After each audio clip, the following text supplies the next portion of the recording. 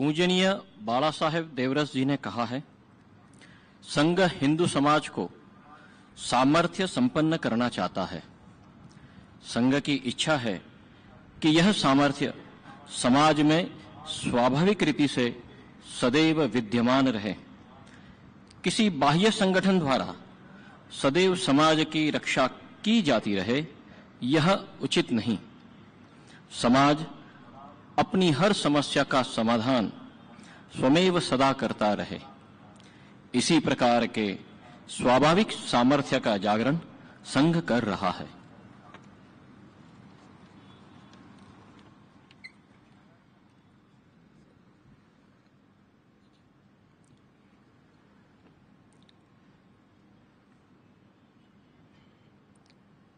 सकल जगत का मंगल करने त्रिभुवन में हम प्रेम भरे।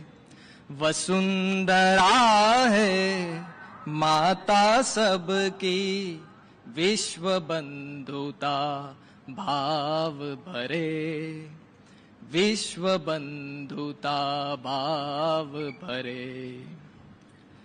कोई नहीं है ऊंचा नीचा, कोई हमारा शत्रु नहीं। मानवता की यही धारणा, जन जन में हम बरे सभी। विश्व शांति है ध्येय हमारा, मंत्र यही गूंजे जग में। सकल जगत का मंगल करने त्रिभुवन में हम प्रेम भरे।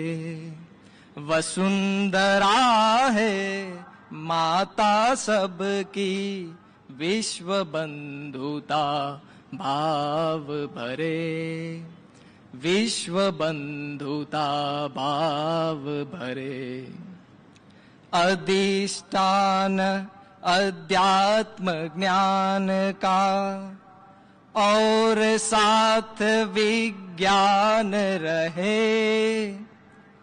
वसुधा को समृद्ध बनाने मानव मानव साथ चले।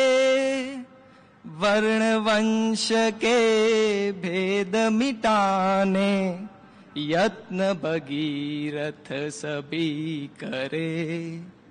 सकल जगत का मंगल करने त्रिभुवन में हम प्रेम भरे। वसुंधरा है माता सबकी, विश्व बंधुता भाव भरे। विश्व बंधुता भाव भरे। संघर्षों का भीषण स्वर यह आज सभी को दहलाता। अणुअस्त्रों का नाम मात्र सुन थर्राती धरती माता। शांति समन्वय मंत्र सुनाकर मनुज मनुज में धैर्य भरे। सकल जगत का मंगल करने त्रिभुवन में हम प्रेम भरे। वसुंधरा है माता सबकी, विश्व बंधुता भाव भरे। विश्व बंधुता भाव भरे। वेश भले ही अलग अलग हो, जीवन दृष्टि एक रहे। पंथ भिन्न हो पर मानस में, भाव सभी का एक रहे। सत्य सनातन उसी भाव का गगनांचल में घोष करे, सकल जगत का मंगल करने, त्रिभुवन में हम प्रेम भरे। वसुंधरा है माता सबकी, विश्व बंधुता भाव भरे, विश्व बंधुता भाव भरे।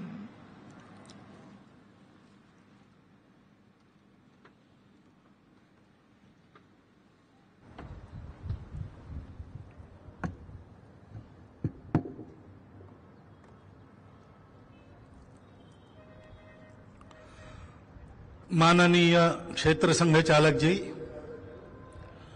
माननीय प्रांत संघ चालक जी, माननीय महानगर संघ चालक जी, उपस्थित सभी अन्य अधिकारीगण,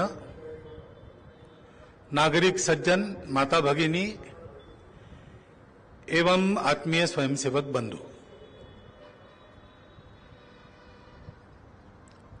हम सबके संपूज्य डॉक्टर बाबा साहब आम्बेडकर जी का आज जन्मदिन सारे देश में मन रहा है।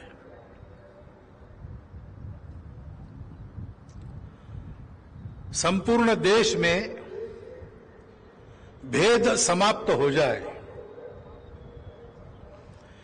भेद का प्रतिपादन करने वाला सारा विचार, अंग्रेजी में कहते हैं लॉक स्टॉक एंड बैरल, समाप्त हो जाए। एक जाति विरहित, समता युक्त, शोषण मुक्त समाज स्वतंत्र भारत में खड़ा होकर अपने देश को बड़ा करे, इस संकल्प के साथ अपने जीवन की सारी शक्तियां, अपनी सारी प्रतिभा, अपनी सारी संपत्ति, जिन्होंने संकल्प पूर्वक केवल इसी एक काम में लगाई, उनका आज हम स्मरण कर रहे हैं। आज 14 तारीख है, 14-15 तारीख जनवरी की हम जानते हैं, वो संक्रांति होती है, मकर संक्रांति सर्वत्र प्रसिद्ध है। लेकिन सब लोग ये नहीं जानते कि हर महीने की 14 तारीख परिवर्तन की तारीख होती है। सूर्य एक राशि से दूसरे राशि में हर मास की 14 तारीख को जाता है। तो एक बड़ी संपूर्ण क्रांति लाने वाले मार्ग में आगे बढ़ने का काम प्रतिवर्ष एक एक कदम से होता है। अपने देश को सामर्थ्य संपन्न, परम वैभव संपन्न और संपूर्ण विश्व में सारे विश्व का मार्गदर्शन करने वाला सिरमौर देश बनाने का एक महत् कार्य जिन कदमों से आगे बढ़ा, उसमें ये एक कदम 14 अप्रैल को शुरू हुआ। बड़े बड़े काम होते हैं तब दिखते हैं, लेकिन जब प्रारंभ होता है तब किसी का ध्यान नहीं रहता है। छोटे छोटे हिम के कण लुढ़कने लगते हैं, किसी को ध्यान में नहीं आता, लेकिन लुढ़कते लुढ़कते अपने साथ सारा हिम जमा करते जब वो लेके जाते हैं तो एक बड़ी हिम राशि रास्ते में जो जो कचरा है वो साफ करके एक रास्ता बनाती है। डॉक्टर बाबा साहब आम्बेडकर का जन्म एक ऐसी घटना थी, उस समय किसी ने ध्यान नहीं दिया होगा, लेकिन वो कदम जब पूरा हुआ तो क्या परिवर्तन आया वो हम देख रहे हैं। डॉक्टर बाबा साहब तो चले गए, लेकिन वो परिवर्तन अभी आना बाकी है। उस बढ़ते कदम की दिशा में हमको हमारे कदम बढ़ाने हैं, क्योंकि हम यहां पर जो संघ के स्वयंसेवक बैठे हैं हम, और यहां पर हमारे जो नागरिक सज्जन माता भगिनी बैठी है, हम सब अपनी स्वतंत्रता का 75वां वर्ष देख रहे, संपन्न कर रहे। उस स्वतंत्रता में अपने वास्तविक स्व की अभिव्यक्ति प्राप्त करने के लिए तंत्र हमारे हाथ में आया, हमारे प्रयास से हमने हाथ में लिया। इस देश में विदेशी नहीं चाहिए, हमारे अपने हाथ में हमारा राज्य चाहिए। किस लिए चाहिए? इसलिए कि गुलामी में स्वयं की अभिव्यक्ति नहीं हो सकती, स्वतंत्रता में होती है। हम स्वतंत्र हुए, स्वतंत्र बनने के लिए स्वतंत्र हुए। वो हम कहानी सुनते हैं, विक्रमादित्य का राज्याभिषेक, उसको एक ऐसा सिंहासन मिला जिस पर बैठने से छोटा बालक भी अच्छी तरह से न्याय कर सकता था, ऐसा कहानी में है। वो सिंहासन उज्जैनी में, राजधानी में उसने लाया।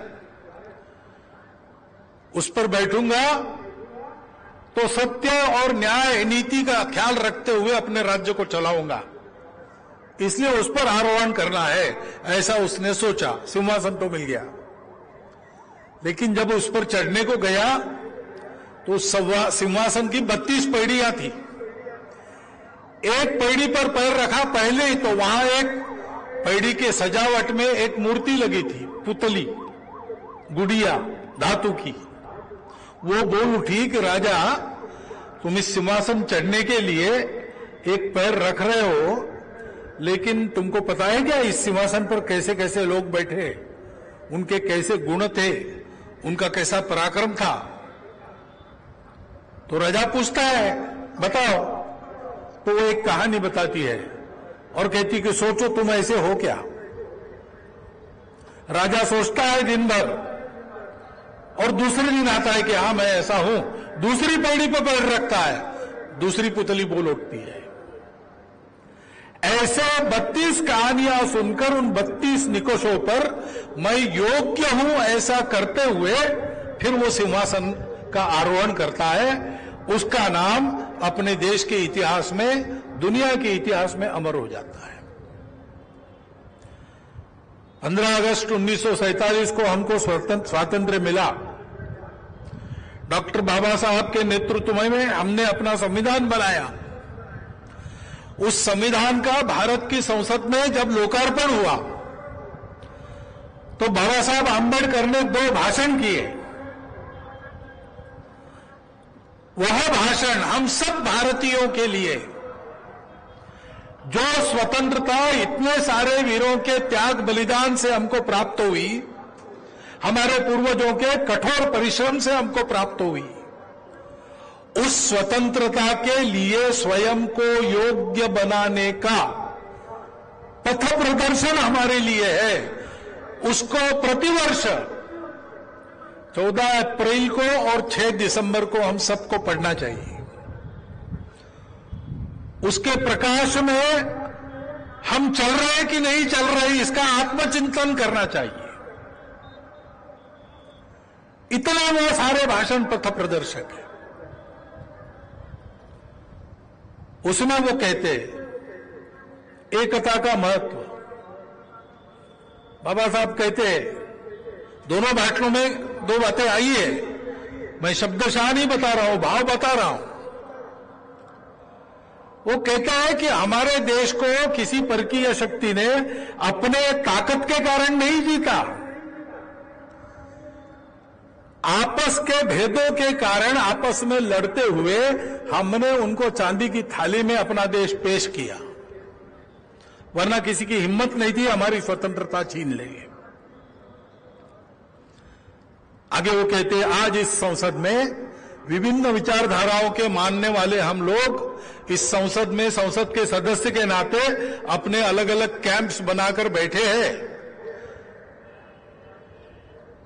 प्रजातंत्र का जो रूप हमने स्वीकार किया है उसमें यह होना ही है, परंतु हमको ध्यान रखना पड़ेगा कि मतभेदों के ऊपर हम सब लोगों को देश के लिए एक रहना है।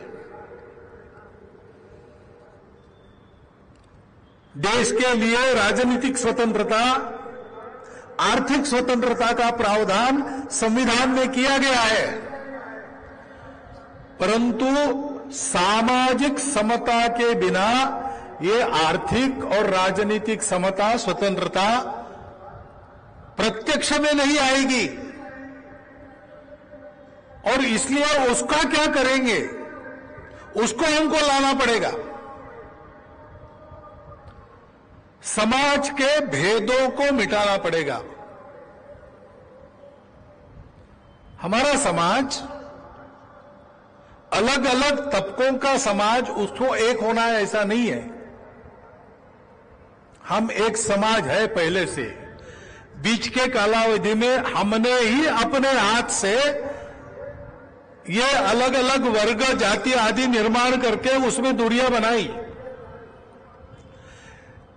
ये अब मैं कह रहा हूं, विदेशी लोगों ने उसका लाभ लेकर उसको और चौड़ा बनाया। इस चक्रव्यूह के बाहर हमको आना पड़ेगा, एक बनना पड़ेगा, क्योंकि आखिर ये सब सपने हमको साकार करने हैं। राष्ट्रीय स्वयंसेवक संघ की स्थापना भी क्यों हुई? डॉक्टर हेडगेवार बचपन से देश के लिए चलने वाले हर काम में सक्रिय थे। देश के स्वतंत्रता के लिए उत्कट इच्छा उनके भी मन में थी। उसके लिए सब कुछ न्योछावर करने की उनकी तैयारी मन की हो चुकी थी। माता पिता दोनों बचपन में चले गए, इसलिए घर का कोई पास उनके पास नहीं था। घर संभालने का दायित्व भी नहीं था। इसलिए देश के लिए चलने वाले हर काम में उन्होंने भाग लिया। समाज सुधार के काम हो, समाज प्रबोधन के काम हो, समाज में आर्थिक उन्नति करने के लिए कोऑपरेटिव बैंक जैसे उपक्रम हो, समाज के प्रबोधन के लिए वृत्तपत्र चलाना, उसके संपादक बनना हो, स्वतंत्रता के लिए आंदोलन के मार्ग से चलने वाला कांग्रेस का काम हो, अथवा शस्त्राचार से ब्रिटिशों को भगाने की आकांक्षा रखने वाले क्रांतिकारक हो, जो जो भी समाज के उन्नति स्वतंत्रता के लिए चलता था उसके वो कार्यकर्ता बने। प्रामाणिकता से सब कार्यों का उन्होंने अनुभव लिया। स्वयं भी आंखें खोलकर समाज की स्थिति का निरीक्षण किया, चिंतन किया, और इन सारे कार्यों के उनके समकालीन धुरीण जो थे उनके साथ भी उनका घनिष्ठ संपर्क आया, चर्चाएं हुई।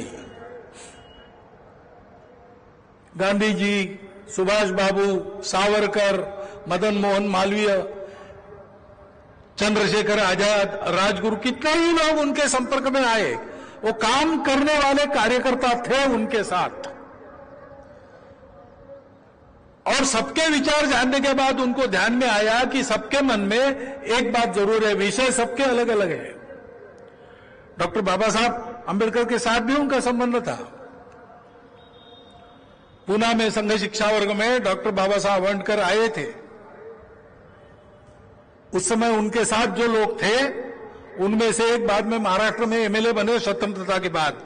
उन्होंने अपना आत्मचरित्र लिखा, उसमें ये बात लिखी है।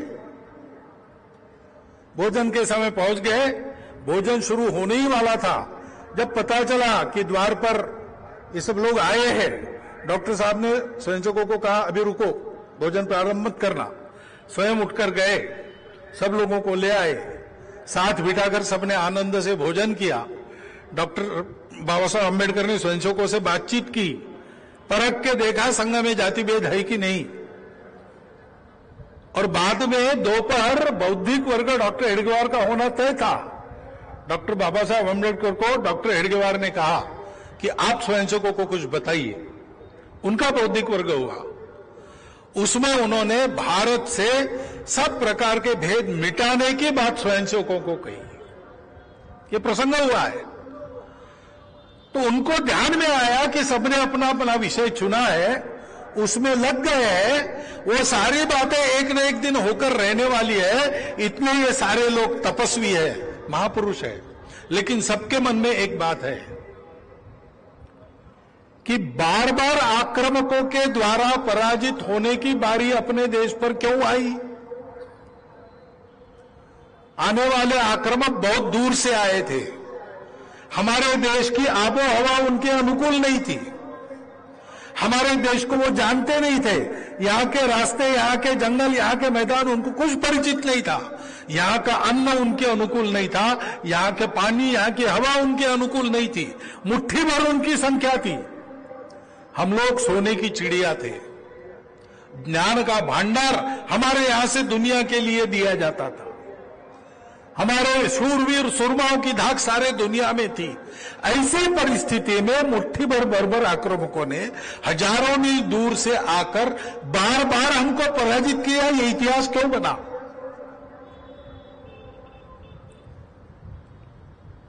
सिकंदर के पहले से उड़ों के आक्रमण से तांता लगा है ब्रिटिशों तक। ये क्यों हुआ है? इसलिए कि हम दुर्बल है। हमारी दुर्बलता के कुछ कारण विद्यमान है। उन कारणों को हटाकर एक सबल समाज जब तक बनाते नहीं, शक्ति संपन्न, तब तक ये बार बार होने वाली बीमारी जाएगी नहीं। इस काम को किसी ने करना चाहिए। हमारे पास समय नहीं है, लेकिन किसी ने करना चाहिए, ऐसा सबको लगता था। और डॉक्टर हेडगेवार को भी ऐसा लगता था। 1911 से 14 वो कलकत्ता में थे, क्रांतिकारकों के संबंध में थे। अनुशीलन समिति के, अंतरंग समिति के सदस्य थे। त्रैलोक्यनाथ चक्रवर्ती जी प्रसिद्ध क्रांतिकारक कलकत्ता में रहते थे। उनको एक बार मिलने के लिए गए और डॉक्टर साहब ने ये सब बताया उनको कि ऐसा मेरे ध्यान में आया है, सब लोग ऐसा सोच रहे। और उन्होंने कहा कि लगता है कि कोई नहीं करेगा तो ये काम मुझे ही करना पड़ेगा। डॉक्टर साहब की जन्मशती के समय, समिति बनाते समय, त्रैलोक्यनाथ जी चक्रवर्ती जो दिल्ली में आ गए थे रहने के लिए, बहुत आयु हो चुकी थी, उनको समिति सदस्य बनाने के लिए हमारे कार्यकर्ता गए, तब उन्होंने ये बात बताई। और इसलिए एक शक्ति संपन्न, भेद रहित, गुण संपन्न और जिसके सामने देश का हित अपने जीवन कार्य के नाते संकल्प में मन में पक्का है, ऐसा हिंदू समाज बनाने के लिए संघर्ष शुरू हुआ। अपने स्वतंत्रता को अपने त्याग बलिदान परिश्रम से हमको देने वाले इन सभी महापुरुषों के संकल्पों को सत्य सिद्ध करने वाला समाज गढ़ना पड़ेगा। उसके लिए संघ का कार्य है और संघ को कुछ नहीं चाहिए। परम वैभव संपन्न विश्वगुरु भारत के समाज से गढ़ेगा। और इसलिए हमको भी विचार करना पड़ेगा। स्वतंत्र होकर 75 वर्ष हुए। डॉक्टर बाबा साहब आंबेडकर जैसे और उनके समकालीन और सभी महापुरुष जिन्होंने देश के लिए प्रामाणिकता से, निस्वार्थ बुद्धि से किसी न किसी क्षेत्र में काम किया, विचारधारा कुछ भी हो, जिनकी प्रामाणिकता थी, जिनका त्याग था, उन लोगों के संकल्प भी थे।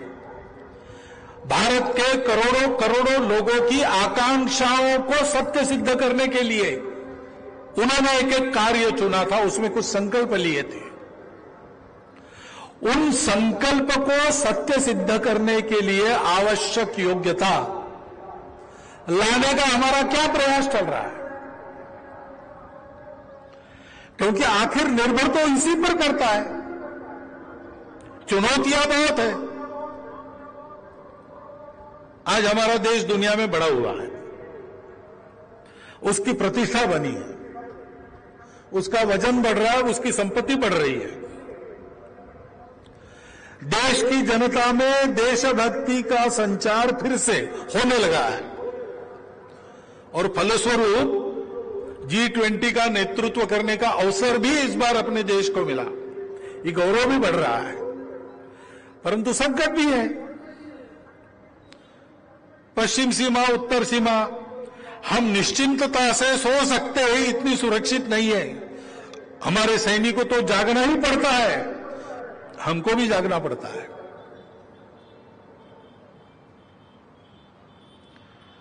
हमारा अपना देश बढ़ रहा है, लेकिन उस देश की कीर्ति को लांछन लगाने का काम भी दुनिया की हित संबंधी शक्तियां छल कपट द्वारा कर रही है। कई प्रकार से बदनाम किया जाता है। एक तरह से बौद्धिक लड़ाई है, उसको भी लड़ना है। देश आगे बढ़ रहा है आर्थिक दृष्टि से, लेकिन अभी गरीबी पूरी हटी नहीं है। चल रहे हैं, आगे बढ़ रहे हैं, हम बढ़ना है। ये करने के काम है जो अधूरे हैं, हम कर रहे हैं, लेकिन पूरे करने हैं।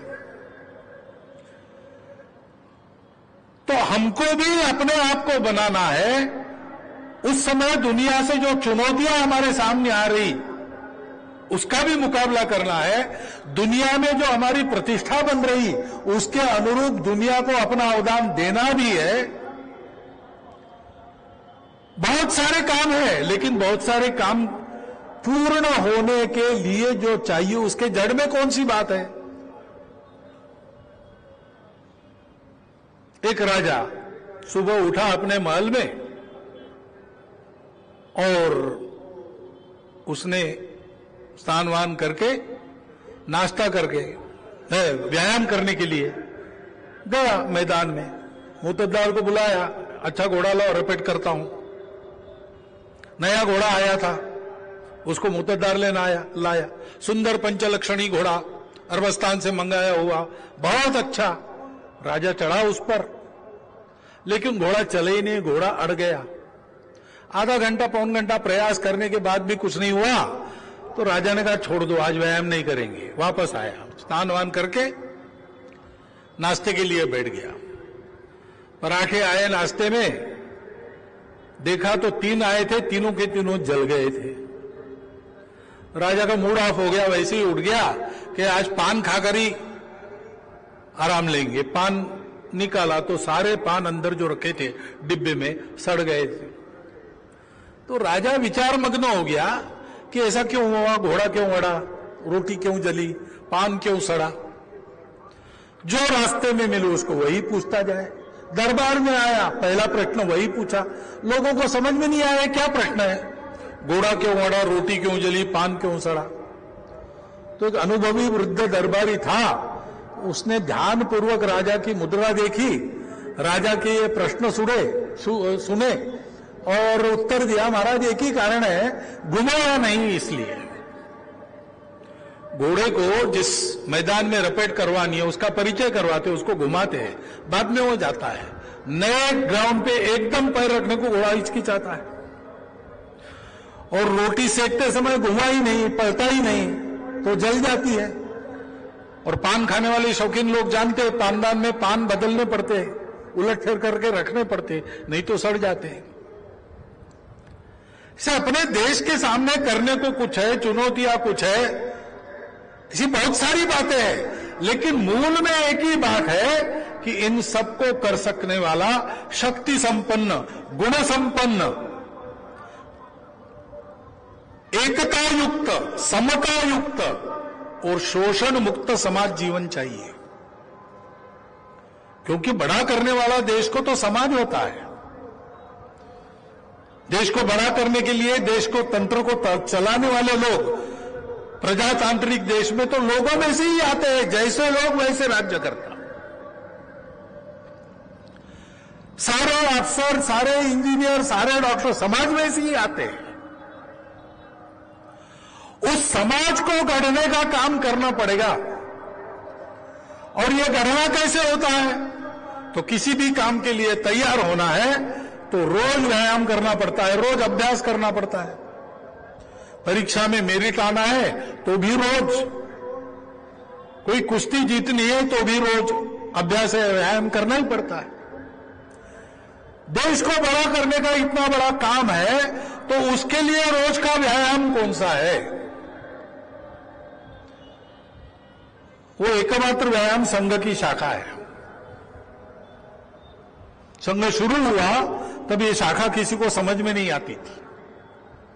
आज भी बहुत समझ में आती है ऐसा नहीं है, लेकिन इस शाखा से कुछ होता है ये तो सबके ध्यान में आ गया है, क्योंकि 98 साल की तपस्या में इस शाखा में ऐसे निकले स्वयंसेवक बहुत कुछ कर रहे हैं। 1,30,000 के ऊपर छोटे बड़े सेवा कार्य बिना सरकार का पैसा लिए समाज के पास जाकर या अपने घर से खर्चा करते हुए अपना समय देकर स्वयंसेवक चला रहे सारे देश में। मिजोरम से लेकर तो कच्छ सीमा तक और कश्मीर से लेकर तो कन्याकुमारी तक सर्वत्र स्वावलंबन के, संस्कार के, शिक्षा के, चिकित्सा के काम इन सेवा कार्यों के द्वारा हो रहे। समाज जीवन के सब अंगों में स्वयंसेवक काम कर रहे हैं। जहां कर रहे हैं वहां समाज के विश्वास पात्र बन रहे हैं। फलस्वरूप समाज भी आज संघ को आस्था की नजर से देख रहा है और चाहता है कि संघ कुछ करे, लेकिन कोई कुछ करे ऐसे काम नहीं होगा। हमारा काम हम सबको खुद को करना पड़ेगा। जैसा मैंने कहा, समाज बलवान होना चाहिए तब सब होता है। कोई एक व्यक्ति, एक पार्टी, एक तत्वज्ञान, एक नारा, एक अवतार, एक महापुरुष देश को बड़ा नहीं कर सकता, देश की समस्याएं पूर्ण रूप से नष्ट नहीं कर सकता। ऐसा अगर होता तो पिछले 200 वर्षों में सारे दुनिया के संपूर्ण इतिहास में जितने महापुरुष हुए उससे ज्यादा महापुरुष हमारे देश में हुए। गांव-गांव से लेकर और राष्ट्र स्तर तक सर्वत्र हुए। संपूर्ण दुनिया जिनके जीवन को देखते हैं, विवेकानंद, महात्मा गांधी जैसे, डॉक्टर अंबेडकर साहब जैसे, ऐसे महापुरुष हो गए। लेकिन हमको अभी भी काम करना बाकी है, हमको आगे चलना है। क्यों? क्योंकि ये सब सहायक होने वाली बातें हैं। सिंहासन तो ऐसा है कि यहां बैठ जाओ तो छोटा बालक भी न्याय नीति से राज्य चला सकता है, न्याय दे सकता है, सत्य के आधार पर चलता है। परंतु उस सिंहासन पर चढ़ने वाले को एक एक कदम योग्यता का आगे बढ़ना पड़ता है। प्रजातंत्र में प्रजा राजा होती है, राजा को राजा बनाने वाली भी प्रजा होती है, और इसलिए प्रजा की योग्यता संघ जैसे संगठन को भी ठेका देने से यह होने वाला नहीं है। संघ जरूर सहायक होगा, संघ इस दृष्टि से समाज को तैयार करेगा, लेकिन देश के परम वैभव संपन्नता की मंजिल को पाने वाली राह सबको चलनी होगी। और इस दृष्टि से करने लायक कुछ काम है जो हम सब कर सकते हैं। उसके लिए योग्य बनने का काम संघ की शाखा में होता है। संघ की शाखा में आइए, योग्य बनिए। संघ का स्वयंसेवक योग्य बनने के लिए संघ में आता है और योग्य बनते बनते अपने रुचि, क्षमता, समय के अनुसार कोई काम चुनता है संघ को चलाने का, अथवा समाज में जो आवश्यक है वो उसको चुनता है और प्रामाणिकता से, निस्वार्थ बुद्धि से, तन मन धन पूर्वक देश के वैभव के लिए उस काम को करता है। आप भी कर सकते हैं, लेकिन मैं जानता हूं सब लोग शाखा में आएंगे ऐसा नहीं है। सब हमारी माता बहनें राष्ट्र सेविका समिति में शाखा में जा सकेगी ऐसा नहीं है, लेकिन सब लोगों को कुछ न कुछ योग्यता तो अपने संस्कारों से, अपने घर से, अपने शिक्षा से मिली ही है। और देश को अच्छा बनाने के लिए ताकत लगाने का प्रामाणिक संकल्प है, बिना किसी स्वार्थ के, बिना किसी मान पद प्रतिष्ठा की आकांक्षा से देश के लिए हम जीना अगर चाहते हैं तो वो संकल्प ही हमारी राह आसान करता है, ऐसा भी होता है। और इसलिए स्वयं सेवकों सहित सबके करने के कुछ काम है। उसके लिए पहली बात है, उसको मैं शब्द देता हूं, आपको वही शब्द उसी का उपयोग करना चाहिए ऐसा नहीं है। वो शब्द है देश का अर्चन, देश की पूजा, देशभक्ति, देशार्चन। अपना देश भारत देश है, यानी क्या है? केवल एक भूगोल है क्या? अगर भूगोल है तो वो तो बदलता रहता है। हमारे पुराणों में तो देश का वर्णन है, अपने भुजाओं से हिमालय अपने दोनों भुजाओं से पृथ्वी को अपने आलिंगन में ले रहा है, सागर तक भुजाओं को फैलाकर। वो हमारा भारत, वो हमारी मातृभूमि, ऐसा कहा गया है।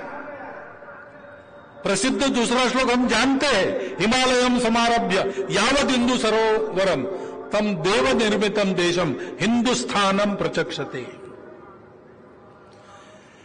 वो हमारा भारत क्या है, कैसा था, कैसा है, उसको हम कैसा बनाएंगे?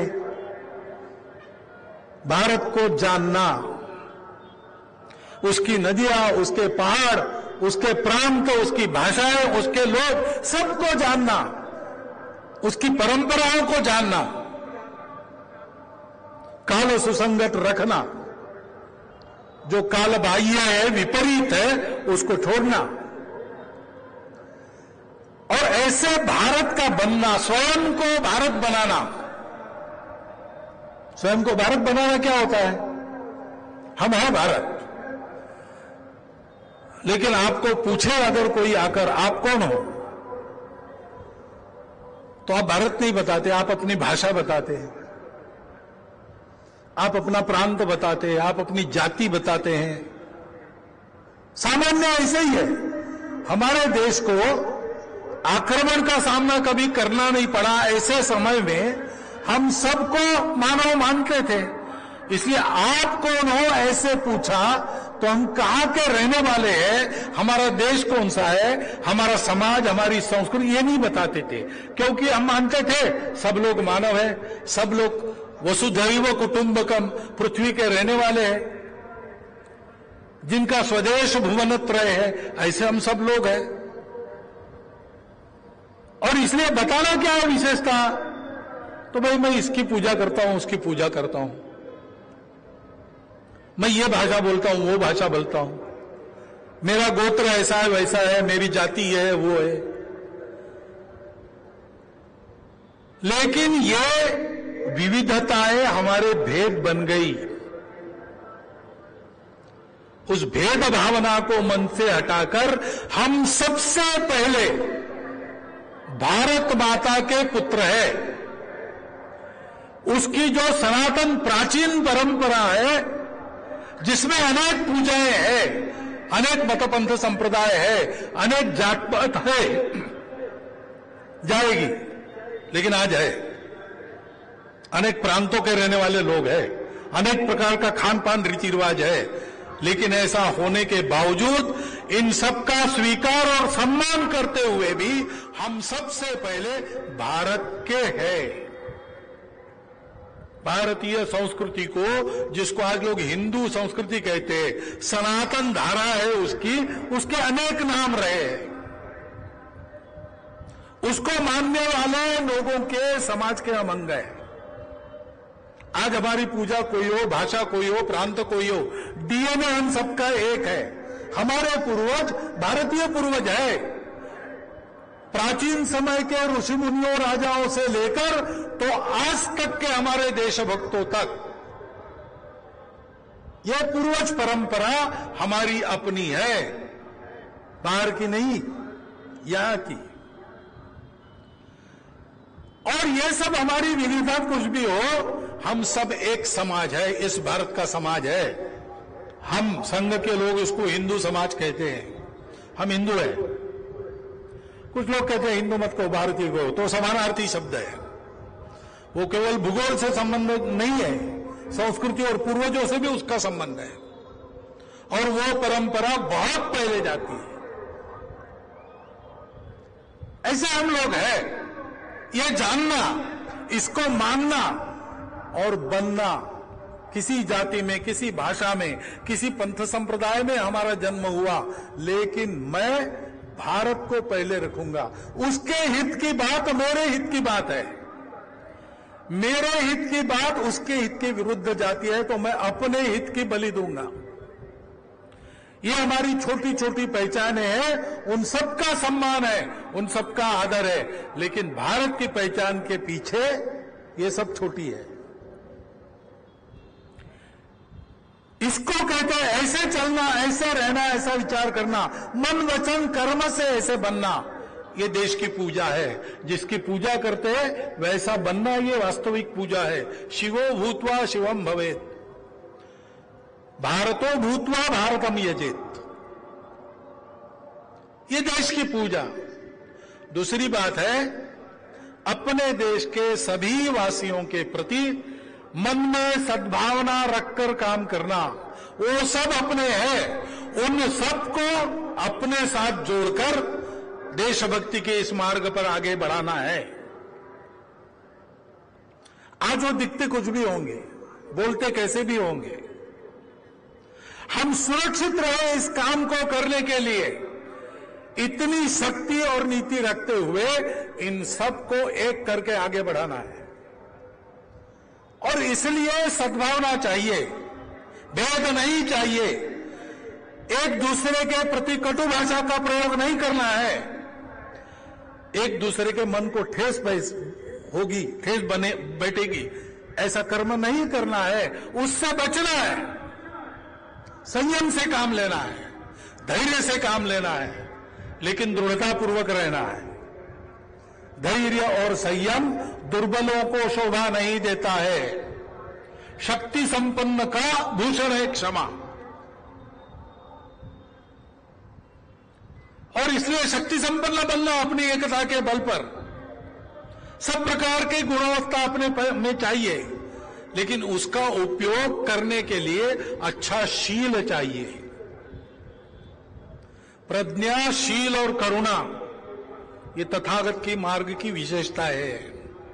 अपने संस्कृति में कहा है, विद्या विवादाय धनम मदाय शक्ति परेशान परपीडनाय खलस्य। ऐसे दुष्ट करते हैं, विद्या से विवाद करते हैं, धन से मदमस्त हो जाते हैं, और शक्ति का उपयोग सबको पीड़ा देने के लिए करते हैं। लेकिन साधु सज्जन जो है उनका अलग रहता है। ज्ञानाय दानाय च रक्षणाय, विद्या का उपयोग ज्ञान देने के लिए, धन का उपयोग दान करने के लिए, और शक्ति दुर्बलों के रक्षा के लिए। दुर्बलों की, अन्याय पीड़ितों की गुंडागर्दी से रक्षा करते हुए सबके प्रति सद्भावना रखकर चलना, सबको उस सद्भावना से जोड़ना, सबको उस सद्भावना के पथ पर देश के लिए प्रेरित करना। तीसरी बात है ऋणमोचन। हम अपने देश के कारण है, भारत की प्रतिष्ठा बढ़ी तो भारतीयों की प्रतिष्ठा बढ़ी। हमारा सब कुछ अपने देश ने दिया है, समाज ने दिया है, हमारी सनातन परंपरा संस्कृति ने दिया है। हम जो कुछ है उसके कारण है, उसके कारण हमारी शक्ति है, हमारे संस्कार है, हमारी पहचान है, हमारा स्थान है, हमारा रोजगार है, सब कुछ हमारे देश की स्थिति के कारण हमारा ठीक है। हमने उससे लिया है, उसको वापस करने के लिए हम कमा रहे हैं। हमारी आर्थिक शक्ति, हमारी शारीरिक शक्ति, हमारी बौद्धिक शक्ति, हमारी मनस शक्ति, सबका उपयोग अपने देश को, अपने समाज को, अपने संस्कृति को, धर्म को आगे बढ़ाने के लिए हमको करना है। जितना अपने लिए चाहिए, अपने परिवार के लिए चाहिए, न्यूनतम उतना रखना, बाकी सब दे देना समाज के लिए, देश के लिए। समय से लेकर सब बातें, समय, धन संपत्ति, विचार, सब कुछ। रोटी, कपड़ा, मकान, स्वास्थ्य, शिक्षा, अतिथि सत्कार, ये गृहस्थ धर्म है, वो 6 कर्तव्य है। और समाज में जाते समय थोड़ा बहुत अच्छा अपने अपने पद प्रतिष्ठा के रूप थोड़ा बहुत रहना पड़ता है, वो कुछ ऐसी अतिरिक्त आवश्यकताएं हैं। इतना छोड़कर बाकी अपना नहीं है। चैन ऐसी हमारी नहीं है। ये जो ज्यादा का है वो दे देना है, वो लगा देना है, और अपना काम कम से कम चलाकर अधिक से अधिक देना है, क्योंकि देश को गति से आगे बढ़ाना है। इसको मैं कहता हूं ऋण मोचन। ऋण है हम पर, उससे विमोचित होना है, मुक्त होना है। मुक्त तो हो नहीं सकते, जन्म भर सेवा करते रहेंगे। और चौथी बात है अनुशासन। डॉक्टर बाबा साहब आम्बेडकर ने ये इशारा दिया था उन 2 भाषणों में एक में। उन्होंने कहा कि अब हम स्वतंत्र हो गए, अब ब्रिटिशों का राज्य नहीं है। जब हम स्वतंत्र नहीं थे, सारा दोष उन पर मढ़कर हम आंदोलन करते थे, सत्याग्रह करते थे, हम पत्थर मारते थे, आगजनी वगैरह भी होती थी, परकियों के खिलाफ संघर्ष था। तो कुछ अनियमितता हुई, नियमों का भंग हुआ, थोड़ा उल्टा सीधा काम हुआ तो भी क्षम्य था। लेकिन अब हम अपना राज्य चला रहे हैं। जिस किसी की हो, सरकारें अपनी है, राज्य अपना है, व्यवस्था अपनी है, हमने बनाई है, हमने खुद को दिलवा दी है। और इसलिए नागरिक अनुशासन का पालन ये सर्वोपरि है। वो तो कहते हैं कि मैं अब सत्याग्रह की भी सिफारिश नहीं करूंगा, वो भी नहीं करना चाहिए। कानून संविधान में मार्ग है, उसी से जाना, उसी को मानना। भगिनी निवेदिता ने कहा था कि स्वतंत्र देश में नित्य जीवन में देशभक्ति का प्रकटीकरण कैसे होता है? नागरिक अनुशासन के पालन के द्वारा होता है। अपने देश के सब समझदार लोग और सब स्वयंसेवक, क्योंकि वो भी समझदार बनते हैं संघ में आके, ये 4 बातें हम आसानी से कर सकते हैं। ये हमको करना पड़ेगा, योग्य बनना पड़ेगा। अपने जीवन से सारे स्वार्थ और भेदों को हटाकर अपने देश को विश्वगुरु बनाने का प्रण लेकर जीवन जीना पड़ेगा, क्योंकि अपने देश के बड़ा होने की आवश्यकता दुनिया को है। 2000 साल तक सब प्रकार के प्रयोग करके थकी हुई दुनिया आज नए रास्ते के लिए भारत को निहार रही है। और आनंद की बात है कि भारत भी उस प्रकार आगे बढ़ रहा है। लेकिन और बढ़ना है, इसलिए अपने कर्तव्य का स्मरण करते हुए अपने कर्तव्य को पूर्ण करने के लिए पूज्य डॉक्टर बाबा साहब आम्बेडकर जी जैसे त्यागमय, ज्ञानमय, करुणामय, सत्य के लिए लड़ने वाले जीवन का आदर्श अपने सामने रखते हुए संपूर्ण समाज को अपना मानकर उसको साथ लेकर उसके साथ चलते हुए हम सबको आगे बढ़ना पड़ेगा। और इसीलिए राष्ट्रीय स्वयंसेवक संघ के इस कार्यक्रम में केवल गणवेश पहनकर स्वयंसेवक आते और इतना सारा करते तो भी हमारा कार्यक्रम संपन्न हो जाता। लेकिन ये केवल संघ को नहीं करना है, हम सबको करना है। और इसलिए हमारे कार्यक्रम सार्वजनिक भी होते हैं, हम सबको बुलाते हैं। उसके कारण संघ कार्य बढ़ाने में लाभ होता है, ये बात अलग है। लेकिन केवल संघ बढ़ाने के लिए काम नहीं चलता है। संपूर्ण समाज का एक कर्तव्य है, उस कर्तव्य का स्मरण देकर उसके योग्य हम बन सकते हैं। यह उदाहरण स्वयंसेवकों की इस अनुशासित शक्ति के नाते आपके सामने रखते हुए हम सब मिलकर देश को बड़ा बनाने के काम में लग जाए, ये उद्देश्य रख के ऐसा कार्यक्रम होता है। उसके इस उद्देश्य को समझकर आपने इसका अवलोकन किया होगा। उसके आधार पर आज के पवित्र दिवस पर कुछ संकल्प कीजिए और उसको आगे बढ़ाइए। इतना एक अनुरोध स्वयंसेवकों के साथ यहां बैठे हुए नागरिक सज्जन माता भगिनियों के सामने भी रखता हूं और मेरे 4 शब्द समाप्त करता हूं।